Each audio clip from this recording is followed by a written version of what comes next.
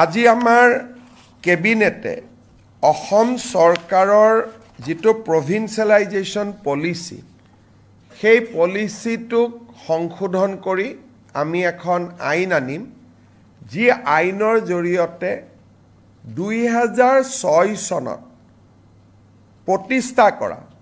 recognise হওক মাত্ৰ তেওঁলোকক ৰিকগনাইজৰ লগত পাৰমিশন হওক এনঅ'চি হওক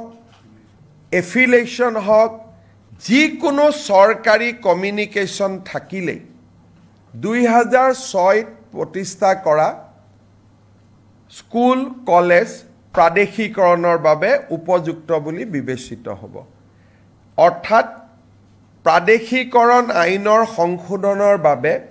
অসমৰ শিক্ষক সমাজে যি দাবী কৰি আছিল তাক আজি আমাৰ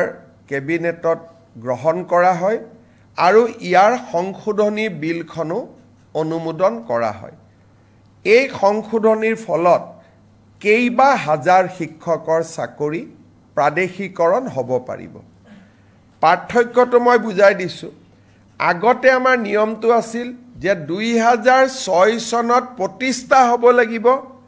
আৰু সকলো অনুমোদন পাব লাগিব তেতিয়াহে প্ৰাদেশিকৰণ হ'ব এতিয়া আমি কৈছো সকলো অনুমোদন নালাগে যিকোনো এখন কাগজ থাকিলে পাৰমিশনৰ কাগজ থাকক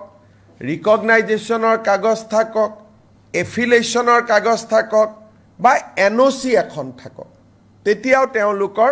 চাকৰিসমূহ প্ৰাদেশিকৃত হ'ব এই আইনৰ ফলত বহু কেইখন মহাবিদ্যালয় প্ৰাদেশিকৃত হ'ব সুবিধা পাব কিমানখন কলেজ হ'ব প্ৰায় 15খন নতুন মহাবিদ্যালয় প্ৰাদেশিকৃত হ'ব স্কুল কিমানমান হ'ব স্কুলটো হিচাপ উলিয়াব দিগদাৰ কিন্তু কেইবা হাজাৰো বিদ্যালয় নতুনকৈ প্ৰাদেশিকৰণৰ আওতাত আহিব পাৰিব